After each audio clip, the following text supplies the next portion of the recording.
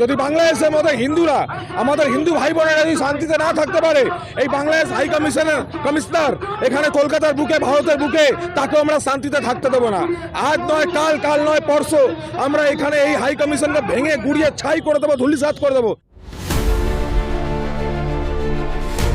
ভারত কড়া ব্যবস্থা নেবে, ডিপ্লোম্যাটিক ভাবে কি করবে সেটা জানি না, কিন্তু বাঙালি হিন্দুদেরকে কড়া পদক্ষেপ নিতে হবে।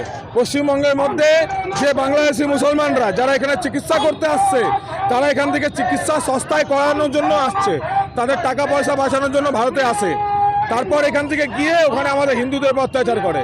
এদেরকে মেডিকেল ভিসা দেওয়া বন্ধ হোক, আর যদি মেডিকেল ভিসা যদি দেয় তারপরে আমাদের এখানে এদেরকে খুঁজে খুঁজে এদেরকে ঘাড়ে ধাক্কা দিয়ে বার করতে হবে এখান থেকে।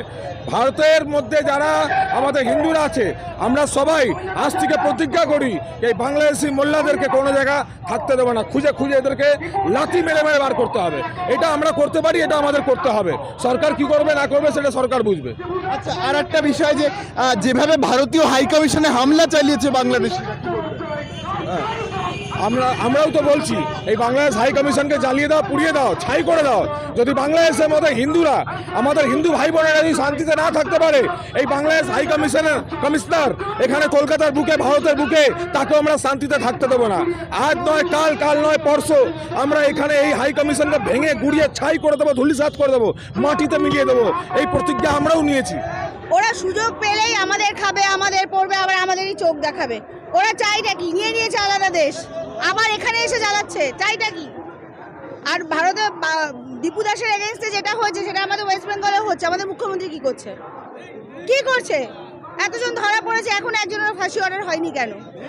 আমরা লড়ছি, হিন্দুদের হয়ে লড়বো, আগামী দিনেও লড়বো, আর আমরা আমাদের অধিকার, আমাদের দেশ আমরা লড়ে নেব। আমি বলছি এখন কি সময় এসেছে বাংলাদেশকে উচিত শিক্ষা দেওয়া?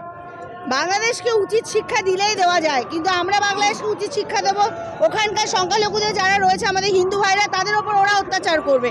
তো যতক্ষণ না পর্যন্ত আমরা তাদেরকে নিজেদের করে নিতে পারছি, ততক্ষণ পর্যন্ত আমাদের এইভাবে লড়তে হবে আর তাদেরকে বাঁচানোর জন্য চেষ্টা চালাতে হবে, তারপরে উচিত শিক্ষা।